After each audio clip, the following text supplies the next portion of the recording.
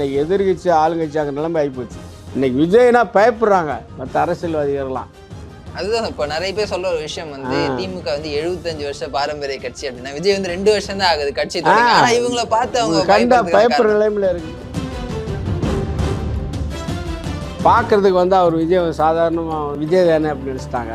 ஆனால் அவர் மீட்டிங் போட்டார் பார்த்தீங்களா.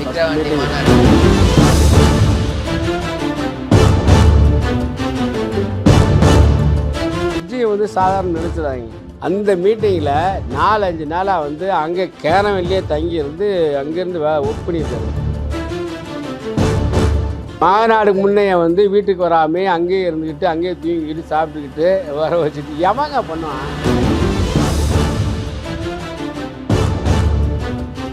அவருக்கு பணம் சம்பாதிக்கணும்னு அவசியம் கிடையாது. அவருக்கு எதாவது நாட்டுக்கு மக்களுக்கு எதாவது உதவி பண்ணுங்கிறது தான் அரசியலுக்கு வராரு. அடுத்து வந்து விஜய் சார் வந்து எதிர்கட்சியாக கூட வரலாம். கண்டிப்பாக கெப்பாசிட்டி இருக்குது. அதே மீறி மக்கள் நினச்சா ஒரு சிஎம்மாக கூட உட்கார வைக்கலாம். அவங்க அம்மா சிங்கர் ஸ்டேஜில் போய் பாட்டு படித்து வருமானம் கொண்டாந்து குடும்பத்தை காப்பாற்றி தன்னம்பிக்கையோடு இன்றைக்கி டைரக்டர் ஆகணும்னு சொன்னது விஜயோடைய அம்மா அம்மா தான். அவங்க தான் கடவுள். பசங்களோட அவர் ஃப்ரெண்டோட உட்காந்துட்டு விளையாடணும்னு நான் பார்த்தேன். விஜய் விளையாடி ஆமாம், தெருவில் உட்காந்து கேள்வி டக்கல் பண்ணிக்கிட்டு பசங்க இருப்பாங்கல்ல, இந்த மாதிரிலாம் நான் விஜயெல்லாம் பார்த்தேன். டைரக்டர் சார்னு சொல்லுவார். தன்னுடைய மகனை வந்து சார் கொஞ்சம் ட்ரைனிங் எடுத்துக்க வேண்டிய சார் அப்படிம்பாரு. அதை நான் கண்ணார பார்த்தேன். தான் மகன் இப்படி தான் இருக்குன்னு சொல்லி ஒவ்வொரு கல்லாக செதுக்கிற மாதிரி செதுக்க வந்தவர் தான் விஜய். சொல்லுங்களா, சாதாரண விஷயம் கிடையாது. நான் கண்ணார பார்த்தேன். நான் விஜய் பற்றி தப்பாக எவன் பேசினாலும் சரி அவன் தெரியாமல் தான் இருப்பான்.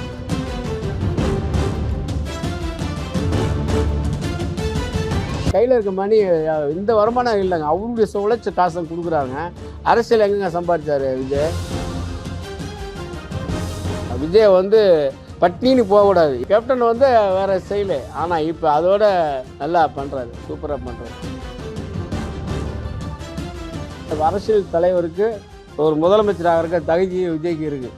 அவர் சிஎம் ஆவார், சத்தியமாக சொல்கிறேன். 2016 புரட்சித்தலைவி அம்மா சிஎம் ஆவான்னு சொல்லியிருக்கிறேன், ஜெயிச்சுட்டாங்க. ஆனால் இன்றைக்கி விஜயை நான் சொல்கிறேன், விஜய் வந்து தமிழகத்தை வந்து சிஎம் ஆவாருங்கிறத எழுதி வச்சுக்கோங்க எல்லாரும். கண்டிப்பாக சிஎம் ஆவார். அந்த சிஎம் சீட்டில் வந்து விஜய் உட்காருவார். நாதஸ் மீடியா நேயர்களுக்கு வணக்கம். இன்னைக்கு நம்ம கூட பிரபல நகைச்சுவை நடிகர் சிட்டிசன் மணி தான் இருக்காரு. இவரை பற்றி சொல்லணும் அப்படின்னா 200க்கும் மேற்பட்ட படங்களில் நகைச்சுவை கதாபாத்திரங்களை கலக்கி இருக்காருங்க. பல முன்னணி நடிகர்களோட சேர்ந்து நடிச்சிருக்காரு. இப்போ கூட அவரோட கதை, திரைக்கதை, வசனம் இயக்கத்தில் அசுர மனிதன் அப்படின்ற ஒரு திரைப்படத்தை எடுத்துட்டு இருக்காரு. ஆனால் எப்படி இருக்கீங்க? வணக்கம். நல்லா இருக்கேன். எப்படி இருக்கீங்க? நல்லா இருக்கேண்ணே. அதான் 2026 வந்து எலெக்ஷன் கொஞ்சம் மாசத்தை வரப்போகுது. 4 முனை போட்டி அப்படின்றாங்க. ஒரு பக்கம் டிஎம்கே, இன்னொரு பக்கம் ஏடிஎம்கே, நாம் தமிழர் ஒரு பக்கம், விஜய் அவர்கள் தனியாக. இந்த அரசியல் எப்படி இருக்கு?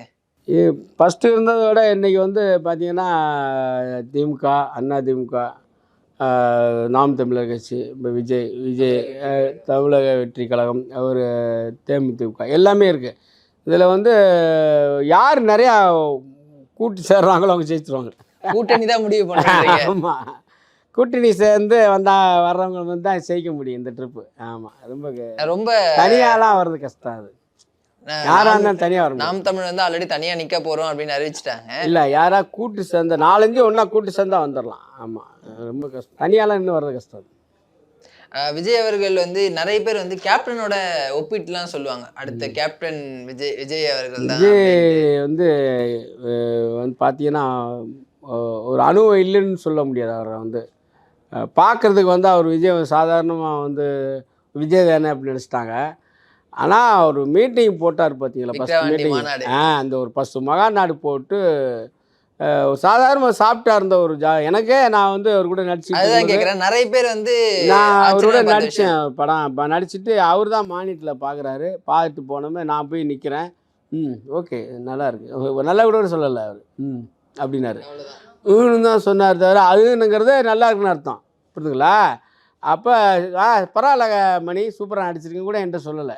அந்த விஷயத்த நல்லா இருக்குங்கிறத நான் புரிஞ்சுக்கிட்டேன், இவர் எப்படி தான் இருப்பார் அப்படின்ட்டு. அதை தான் வந்து நான் நினச்சாங்க. இன்னைக்கு சாதாரண வரலன்ட்டு ஒரு மீட்டிங் அவ்வளோ அரேஞ்ச்மெண்ட் பண்ணி நைட்டு போல் விஜய் வந்து சாதாரண நினச்சிடாதீங்க. ஏன்னா அந்த மீட்டிங்கில் 4-5 நாளாக வந்து அங்கே கேரவன்லேயே தங்கியிருந்து அங்கேருந்து ஒர்க் பண்ணியிருக்காரு, கேள்விப்பட்டேன். ஓ, அங்க மாநாட்டுக்கு முன்னாடி மாநாடுக்கு முன்னைய வந்து வீட்டுக்கு வராமே அங்கேயே இருந்துக்கிட்டு அங்கேயே தூங்கிக்கிட்டு சாப்பிட்டுக்கிட்டு வர வச்சுட்டு எவங்க பண்ணுவான்? அதுதான் அதுதான் விஜய்ங்கிறது. அது விஜய் வந்து கண்டிப்பாக நல்ல உழைப்பாளி. அவர் அவர் இன்னொரு விஷயம் கேட்குறேங்க. விஜய் வந்து இன்னும் பேசலாம், எவ்வளோ வேணால் பேசலாங்க. இல்ல, அதான் விஜய் அரசியலுக்கு வந்த அப்புறம் தமிழக அரசியலே வந்து மொத்தமா விஜயை நோக்கி தான் இருக்கு. விஜய் அடுத்தடுத்து என்ன பண்ண போறாரு, விஜயோட அடுத்த நகர்வுகள் இல்லை என்ன? அப்படியே ஒரு மீட்டிங்கு வந்து வந்து அவ்வளோ கஷ்டப்பட்டவர் மக்களுக்கு ஏன் உதவி பண்ண மாட்டாருங்க? இந்த மாதிரி செய்யும்போது மக்களுக்கு அதாவது உதவி பண்ணுவார். அவருக்கு வந்து இன்னொரு விஷயம் என்ன அப்படின்னா, அவர் கோடிக்கணக்கில் சம்பளம் வாங்குறாரு. 200 கோடி 300 கோடி சம்பளம் வாங்கி ஒரு படம் நடித்து அவர் வீட்டில் படம் ஏசி தூங்கிட்டு இருக்கலாம். அவருக்கு பணம் சம்பாதிக்கணும்னு அவசியம் கிடையாது. அவருக்கு எதாவது நாட்டுக்கு மக்களுக்கு எதாவது உதவி பண்ணுங்கிறது தான் அரசியலுக்கு வர்றாரு விஜய். வளர்த்த இன்னைக்கு அவங்களால தான் நான் வந்து வாழ்க்கை வாழ்கிறேன். 200 முன்னாடி டிக்கெட் எடுத்து படம் பார்க்குறா. மக்கள் தான் படம் பார்க்குறாங்க, மக்கள் தான் உருவாக்குறாங்க. அதே மக்களை நமக்கு உதவி பண்ணணுன்னு தான் விஜய் வராது தவிர வேறு அவருக்கு இதில் எதுவுமே கிடையாது. காசு எதுவும் எதிர்பார்த்துலாம் வரல. அது மட்டும் உண்மை. விஜய் வந்து எதையும் எதிர்பார்த்துலாம் வரல. அவர் வந்து கண்டிப்பாக மிகப்பெரிய சொல்ல முடியாங்க. நீ அடுத்து வந்து விஜய் சார் வந்து எதிர்கட்சியாக கூட வரலாம். கண்டிப்பாக கெப்பாசிட்டி இருக்குது. எதிர்கட்சியாக வர கெப்பாசிட்டி இருக்குது. அதே மீறி மக்கள் நினச்சா இவர் சிஎம்மாக கூட உட்கார வைக்கலாம். ஏன்னா நீ இளமை இவர் யங்ஸ்டர்ஸ் இருக்காங்க. ரொம்ப இளமையான முதலமைச்சர். ஆனால் அதே மாதிரி விஜய் அவர்களை பற்றி பேசும்போது அவரோட சின்ன வயசுலேருந்து நீங்கள் பார்த்துருப்பீங்க. எஸ்எஸ்சி அவர்களுமே நீங்கள் வந்து ஒர்க் பண்ணியிருக்கீங்க. அந்த அனுபவங்கள்லாம் கொஞ்சம் சொல்லுங்கண்ணே. எனக்கு ஐயா விஜய் சந்திரசேகர் ஐயா வந்து பெரிய டைரக்டர். அப்போ அதுவும் இல்லாமல் விஜய் சந்திரசேகர் ஐயா வந்து ஆரம்பங்கள் அசிஸ்டன்ட் டைரக்டராக ரொம்ப கஷ்டப்பட்டு தான் வந்திருக்காரு. அவர் சாதாரண விஷயம் கிடையாது. அவங்க அம்மா சிங்கர் ஸ்டேஜில் போய் பாட்டு படித்து வருமானம் கொண்டாந்து அந்த குடும்பத்தை காப்பாற்றி தன்னம்பிக்கையோடு இன்றைக்கி டைரக்டர் ஆகணும்னு சொன்னது விஜயோடைய அம்மா சோபா அம்மா தான். அவங்க தான் கடவுள். விஜயோடைய அம்மா தான் உண்மையாக கடவுள்னு சொல்லணும். ஏன்னா அவங்க வந்து அவங்களுடைய உழைப்பு தான். அவங்க உழைச்சி நீங்கள் டைரக்டர் ஆகணும்னு சொல்லி டைரக்டர் ஆக சொன்னது தலைவர் எஸ்.ஏ. சந்திரசேகர் ஐயாவை சோபா அம்மா தான். அவங்க வந்து கடவுள். அவங்க நான் கடவுளாக நினைக்கிறேன். அப்படி உழைச்சிருக்காங்க. சாதாரண விஷயம் கிடையாது. சோபா அம்மா அவ்வளோ ஸ்டேஜ் ப்ரோக்ராம் நிறையா பண்ணவங்க. அப்புறம் தான் நீதிக்கு நிறையா படம் டைரக்ட் பண்ணார். வரிசையாக வந்து நிறையா படம் டைரக்ட் பண்ணார். பெரிய டைரக்டர். விஜயகாந்த் அவ்வளோ வச்சு நிறையா பண்ணார். பெரிய நானும் அப்போ நிறையா ட்ரிப் படம் பார்த்தேன் விஜயகாந்த் சார் படங்கள்லாம். அப்போனா எவ்வளோ உழைப்பு இருக்கும். பையனை வச்சு படிச்சுட்டு இருக்க விஜய் படிக்கிறதான் தெரியும் எனக்கு. படித்து சாலி கிராமத்தில் அந்த கேகே சாலை ரைட்டில் தெரு இருக்குல்ல, பசங்களோட அவர் ஃப்ரெண்டோட உட்காந்துட்டு விளையாடுறோம்னு நான் பார்த்தேன். விஜய் விளையாடி. ஆமாம், தெருவில் உட்காந்துட்டு கேள்வி நக்கல் பண்ணிக்கிட்டு பசங்க இருப்பாங்கல்ல, இந்த மாதிரிலாம் நான் விஜயெல்லாம் பார்த்துருக்கேன் அந்த கேகே சாலையில். அப்போ சின்ன பையன் வளர்ந்துட்டாப்புல. அப்போ தான் நாளைய திருப்பு படம் அப்போ ஃபஸ்ட்டு படம் பண்ணார். அதில் நான் கம்பெனி ஆர்டிஸ்ட்டு நாளைய திருப்பில். அந்த படத்துக்குள்ள நிறைய விமர்சனம் விஜய் மேலே வந்துச்சு. இல்லை, ரொம்ப கஷ்டம். ஏன்னா அவரே தயாரிப்பு டைரக்டர் எல்லாமே அவர் சொந்த பணத்தை போட்டு எடுத்தார். அப்பாவே தன்னுடைய மகன் நல்லா இருக்கணுங்கிற நினைச்சு எஸ்.ஏ. சந்திரசேகர் ஐயா வந்துச்சு சொந்த பணத்தை போட்டு ஒரு படம் எடுத்தார். அது பிறகு ரஷ்யன்னு பண்ணார். அதுலேயும் நான் அந்த கம்பெனி ஆர்டிஸ்ட்டு. அவ்வளோ ஒரு ட்ரிப்பு தேட்டரில் சம்பிங் பண்ணி எந்திரிக்கணும். மத்தியானத்துலேயும் சாயங்காலத்துலேயும் போயிட்டுருக்கு. இவரால் அந்த ட்ரைனிங் பண்ண முடியல. அப்போயும் வந்து மகன் விஜய்னு கூட சொன்னது கிடையாது சந்திரசேகர் ஐயா டைரக்டர். சார்னு சொல்லுவார். தன்னுடைய மகனை வந்து சார் கொஞ்சம் நல்லா ட்ரைனிங் எடுத்துக்க வேண்டிய சார் அப்படிம்பார். அதை நான் கண்ணார பார்த்தேன். சார் ஹீரோன்ற அந்த மாதிரி. அப்புறம் சாருக்கு வாட்டர் கொடுங்க அப்படிம்பார். சாருக்கு வாட்டர் கொடுக்கும்பார். அப்போயும் விஜய் சார் வந்து சொல்லுவார். தவிர எனக்கு அப்போ சின்ன பசங்கள்லேருந்து நான் விஜயை நான் பார்த்துக்கிட்டு இருக்கேன். சின்ன பையன் பிடிம்பார். அப்பா வந்து சொல்கிறாரு, சாருக்கு தண்ணி கொடுங்க சார், நீங்கள் அந்த ட்ரைனிங் எடுத்துக்கலாமா சார் அப்படின்னு ஒரு மகனை வந்து மகனை என்ன விஜய் நீங்கள் ட்ரைனிங் நான் சொல்லியிருக்கலாம் என்னடா அப்படின்னு கூட திட்டிருக்கலாம் அப்பா. அவர் வந்து அவர் வாயில் சார் என்ன சார் நீங்கள் நான் தான் சொன்னேன் நீங்கள் ட்ரைனிங் எடுத்துக்கலாமுங்க அப்படின்னு சொல்கிறாருங்க. அப்போனா அவர் வந்து ஒரு ஹீரோவாக தான் அவர் வந்து பார்த்துருக்காரு அவங்க அப்பா. அதெல்லாம் உண்மையாகவே வந்து சோகம்மா ஒரு கடவுள். எஸ்.ஏ. சந்திரசேகர் தெய்வம் மாதிரி. விஜய் இன்னைக்கு முன்னேறதுக்கு காரணம் நல்லா இருக்க காரணம் வந்து அவங்க அப்பா தான். அவங்க அப்பா வந்து அவ்வளோ இந்த பையனை வந்து பெரிய ஹீரோ ஆக்குறது அவ்வளோ கஷ்டப்பட்டாருங்க. 4, 5 படம் எடுத்து இந்த படம் எதுவுமே விஜய் வந்து நல்லா இல்லை, பல்லு மாதிரியா இருக்குது, அசிங்கமாக இருக்குது, முகம் இல்ல. அவ்வளோலாம் பேசுனாங்க. ஒரு அந்த பிரபல டயத்தில் பத்திரிகையில படமே எழுதினாங்க. போகல, இந்த படம் போகல. இது படத்தை போட்ட மூஞ்சி சிலனாங்க. அது அப்படியே ஆப்போசிட் ஆகினார்ல விஜய். அது போக போக போக போக அவராக வந்து அவர் வந்ததெல்லாம் பார்த்தீங்கன்னா லவ் டுடே, பூ உனக்கு விக்ரம் சார் படம், அடுத்தடுத்து ஹிட். வரிசையா நிறையா படங்கள். அப்புறம் விஜய் சுந்தர் சார் எதுவும் தலை இல்லை ஐயா. விஜய் சாருடைய செதுக்கணும் தான் எல்லாமே. அவராக கதையெல்லாம் கேட்டு இது பண்ணி படம் வேறு லெவலில் இன்றைக்கி நம்பர் 1 ஹீரோ சூப்பர் ஸ்டார் ரேஞ்சில் இருக்காருன்னா அது இவ்வளோ மிகப்பெரிய இது. ஏன்னா கஷ்டப்பட்டு உழைச்சி தான் உழைச்சி வந்தவர். இப்போ வந்துட்டு வாயை பிளந்துக்கிட்டு விஜயை வந்து தவறாக பேசுகிறாங்கன்னா சுத்த முட்டாளுங்க தான் என்னை பொறுத்தளவு. ஏன்னா கண்ணு தெரிஞ்சு விஜய் வந்து கஷ்டப்பட்டு அவங்க அப்பா கஷ்டப்பட்டு தான் மகன் இப்படி தான் இருக்குன்னு சொல்லி ஒவ்வொரு கல்லாக செதுக்கிற மாதிரி செதுக்க வந்தவர் தான் விஜய். புரிதுங்களா? சாதாரண விஷயம் கிடையாது. நான் கண்ணார பார்த்தவன். நான் விஜய் பற்றி தப்பாக எவன் பேசினாலும் சரி அவன் தெரியாமல் தான் இருப்பான். சும்மா வந்து பேசலாம், அரசியல்வாதியாக தப்பாக பேசலாம். விஜய் உழைச்சி உழைப்பில் வந்த விஜய் தன்னுடைய அப்பா வளர்த்து விட்டு ஒரு ஹீரோ ஆக்குனார். அதுக்கு பிறகு வந்து விஜயுடைய உழைப்பு தான், விஜயுடைய திறமை தான், அவருடைய டேலண்ட்டு தான். இன்றைக்கி வந்து அதை மீறி இன்றைக்கி வந்து அரசியலில் வர்றது மிகப்பெரிய டேலண்ட்டு. அதுவும் இல்லாமல் மகாநாடு போடு ஒரு கட்சியை உருவாகி கட்சிக்கு தலைவராகி இன்றைக்கி எதிர்கட்சி ஆளுங்கட்சி அங்கே நிலைமை ஆகிப்போச்சு. இன்றைக்கி விஜய்னா பயப்படுறாங்க மற்ற அரசியல்வாதிகள்லாம். புரிதுங்களா உங்களுக்கு? அதுதான் இப்போ நிறைய பேர் சொல்ற ஒரு விஷயம் வந்து திமுக வந்து 75 வருஷ பாரம்பரிய கட்சி அப்படின்னா விஜய் வந்து 2 வருஷம் தான் ஆகுது கட்சி தொடங்கி. ஆனா இவங்கள பார்த்து அவங்க பயப்படுற நிலைமையில் இருக்குது. விஜய் காப்பி அடிக்கிற மாதிரி ஆச்சு. இப்போ பார்த்தீங்கன்னா அவங்க இவர் பண்ணுறதெல்லாம் ஸ்டைலாக பண்ணுறாரு. ஸ்டைலானா ஒரு கண்டென்ட் நான் இப்போ ஓப்பனாக பேசலை, ஒரு விஷயத்த பண்ணால் அதை வந்து பெருசாக பண்ணிடுறாரு. அவங்க ஒரு விஷயத்த தான் பண்ணிட்டு விட்டுறாங்க. நான் வந்து குறிப்பாக நான் சொல்லலை. இவர் வந்து பெருசாக பண்ணி ஒரு மீட்டிங் போட்டு பெருசாக கேட்டுறாரு. மற்றவங்க யோசிக்கிறாங்க, மற்ற அரசியல்வாதிகள் என்னடா விஜய் இந்த மாதிரி போயிட்டுருக்காருன்ட்டு. அங்கே தான் அவர் விஜய் நிற்கிறாரு. அதே மாதிரி வந்து மாணவர்கள் கூப்பிட்டு பாராட்டுறாரு, மாணவர்கள் கூப்பிட்டு வந்து உதவி பண்ணுறாரு. மாணவர்கள் இந்த சொந்த மருமக தன்னுடைய தங்கச்சி மாதிரி கொண்டாந்து கூப்பிட்டு வந்து ஜெயின்னு கொடுத்து பாராட்டுறாரு.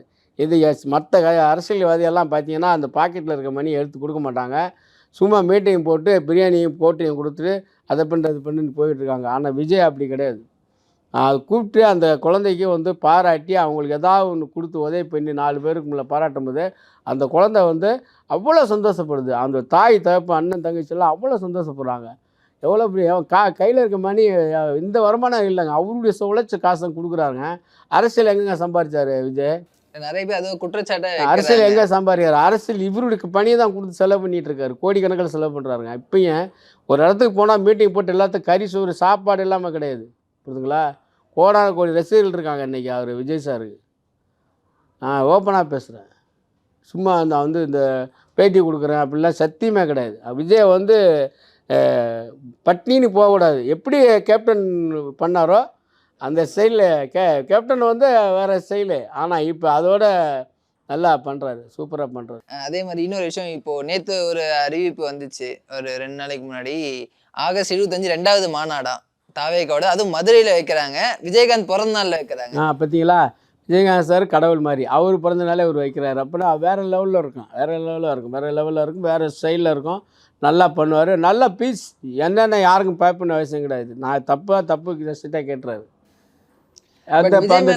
சில குற்றச்சாட்டுகள் இன்னும் மக்களை நேரடியா வந்து சந்திக்கணும், வீட்டுல இருந்து இல்ல நிறைய பேர் குற்றச்சாட்டு வைக்கிறாங்க. எதிர்கட்சிகள் இருந்தும் சரி, பொதுமக்களாவே இன்னும் விஜய் எங்களை வந்து பார்க்கணும். இப்போ ஏற்கனவே இங்கே வந்து இந்த இங்கே வேலூர்லேயே ஏதோ ஒரு பிரச்சனை நடக்கும், போய் நேராக போய் பார்த்தார்ல. இவர் தான் போனார் ஃபஸ்ட்டு. போனாட ஒரு கட்சி புதுசாக ஆரம்பித்தார். புது கட்சியில் உட்காரல, நேராக போய் பார்த்துருந்தாரா? அதேமாரி இப்போ அஜித் மர்டருக்கு வந்து நேராக வீட்டில் போய் பார்த்து பாராட்டினாரா? நேராக போய் வீட்டில் போய் பாராட்டி சொல்லிவிட்டு நான் கவலைப்படான்ட்டு வந்துருக்காரு. அந்த தைரியம் வேணும். புரியுதுங்களா? போகிறாரா? போகாமல் எல்லாத்துக்கும் போதும் சார். இப்போ டோட்டலாக எல்லோரும் எந்த யாராக என்ன தப்புன்னு கூப்பிட்டு வச்சு பாராட்டி அவங்களெலாம் ஆறுதல் பண்ணுறாரு விஜய். புரியுதுங்களா? அவர் வந்து ஒரு நடிகனாக மட்டும் இல்லாமல் அரசியல் உண்மையான தலைவராக இருக்காப்புல. அவருக்கு அரசியல் தலைவருக்கு ஒரு முதலமைச்சராக இருக்க தகுதி விஜய்க்கு இருக்குது. அவர் சிஎம் ஆவார், சத்தியமாக சொல்கிறேன். நான் இப்படி தான் வந்து 2016 புரட்சித் தலைவி அம்மா சிஎம் ஆவான்னு சொல்லியிருக்கிறேன். ஆனால் ஜெயிச்சிட்டாங்க. ஆனால் இன்றைக்கி விஜயை நான் சொல்கிறேன், விஜய் வந்து தமிழகத்தை வந்து சிஎம் ஆவாருங்கிறத எழுதி வச்சுக்கோங்க எல்லோரும். கண்டிப்பாக சிஎம் ஆவார். அந்த சிஎம் சீட்டில் வந்து விஜய் உட்காருவார். இது சத்தியம். அவ்வளோ கான்ஃபிடென்ட்டாக சொல்கிறீங்க எப்படின்னு எனக்கு தெரியுங்க. ஏங்க அவர் காசுக்காக வரலங்க, அரசியலுக்கு காசுக்காக வரலங்க. அவர் 200 கோடி 300 கூட 2 படம் நடிச்சு ஏசியில் உட்காந்து போயிட்டுருக்கலாங்க. அதெல்லாம் விட்டு தூக்கி போட்டு வந்து மனுஷன் வந்து கும்பலில் வந்து கத்திக்கிட்டு வச்சுட்டு உயிர் போயிட்டு ஆடிக்கிட்டு இருக்காரு. ஆனால் சாதாரண விஷயமா எல்லோரும் பண்ண முடியுமையா? பண்ணவே முடியாது சொல்கிறேன். அது விஜயெல்லாம் முடியும். அவன் வந்து சொந்த காசை செலவு பண்ணி வரப்பலாங்க. பட் இது மட்டுமே ஒரு சிஎம் ஆகிறதுக்கான தகுதி ஆகிடுமா? இப்போ நீங்கள் சொல்கிறீங்களே அதை விட்டுட்டு வராரு அப்படின்ற மாதிரி சொல்கிறீங்க. பட் சில பேர் வைக்கிற குற்றச்சாட்டு என்ன அப்படின்னா, ஒரு நடிகர் ஓகேப்பா நான் அவரை கொண்டாடுறேன் ஓகே, ஆனால் வந்து அது மட்டுமே ஒரு சிஎம் ஆகிறதுக்கான தகுதி ஆகிடுமா? அது மட்டும் பண்ணால் தான் சிஎம் ஆக முடியும். கேட்டிங்களா? தைரியம்னு அந்த தைரியமும் அந்த பண்ணுறது சொந்த காசை செலவு பண்ணி கூப்பிட்டு உதவி பண்ணி நேராக போய் நேராக என்னங்கிறது போய் கேட்குறான் பாரு மனுஷன். அவன் தான் அரசியல் வர முடியும். போய் ஸ்ட்ரைட்டாக போய் இறங்கி போய் கேட்குறாருலங்க, உங்களுக்கு என்ன விஷயம், என்ன பிரச்சனை சொல்லுங்கள் அப்படின்ட்டு. அவர் புது கட்சி ஆரம்பிச்சிருக்கோம், சரி வீட்டில் உட்காந்துட்டு இருக்கல. எத்தனை பேர் கட்சி ஆரம்பிக்கிறாங்க? நிறைய நடிகர்கள் காணாமல் போயிருக்காங்க கட்சி ஆரம்பிச்சு. வந்தாங்களா? யாரும் பண்ணுறாங்களா? முடியுதா? நான் கரெக்டாக பண்ணுறாப்புல, சூப்பராக பண்ணுறாரு. போய் இறங்கி என்ன பிரச்சனைன்னு கேட்டு நான் பார்த்துக்கிறேன், என்னங்க உதவி பண்ணுறேன்னு சொல்லிவிட்டு வந்து பதே பண்ணுறாரு. அப்புறம் ஏன் வர முடியாங்கிறேன். ஒரு சாதாரண ஒரு குடும்பத்துக்கு ஒரு பிரச்சனை போகிற அவர் என் தமிழகத்துக்கே ஏன் பண்ண மாட்டாருங்கிறேன். அவர் உதவி பண்ணோம்னா சிஎம் ஆனால் எல்லாருக்கும் உதவி பண்ணுவார் கண்டிப்பாக. ரொம்ப நன்றிண்ணே. இவ்வளோ நேரம் பல தகவலை எங்களுக்காக சொல்லியிருந்தீங்க. ரொம்ப ரொம்ப சொல்லுங்கள். உங்களோட திரைப்படமும் வந்து கூடிய விரைவில் ரிலீஸ் ஆக போகுது, அதுவும் வந்து மிகப்பெரிய வெற்றி அடையணுன்ட்டு எங்கள் சேனல் சார்பாக என்னுடைய படம் வந்து முயற்சி பண்ணி இது தனிப்பட்ட முயற்சி. கதை, திரைக்கதை, வசனம், டைரக்ஷன், சொந்த படம் எல்லோரும் எடுக்க முடியாதுங்கிறது நான் சொல்லலை. எல்லோரும் எடுக்கலாம், திறமை இருந்தால் எடுக்கலாம், பணம் இருந்தால் எடுக்கலாம். நான் சொந்த வீடுகளெல்லாம் விற்றுட்டு முயற்சி பண்ணியிருக்கேன், அவ்வளோதான். தவிர எல்லோரும் அதுமாதிரி வரணும்னு நான் ஆசைப்பட்றேன். எல்லோரும் அதுமாரி வரணும். நான் தான் பெரிய ஆளாகணும்னு நான் சொல்ல, எல்லோரும் வரணும். இன்றைக்கி வந்து இப்போ ஜரஜாதி அம்மாவுடைய அவங்கள பற்றி பகிர்ந்தது ரொம்ப சந்தோஷமாக இருந்தது இந்த சேனலுக்கு. மீண்டும் எனக்கு வந்து சேனலில் வந்து இது ஒரு வாய்ப்பு கிடைக்கும்னு எதிர்பார்க்குறேன். மிகப்பெரிய சந்திப்போம். உங்கள் முன்பு இந்த சேனலில் வந்து பார்க்குற ரசிகர்கள் அனைவரும் சப்ஸ்கிரைப் பண்ணி எல்லோரும் பாருங்கள். இயக்குனர் சிட்டிசன் மணி. நன்றி, வணக்கம்.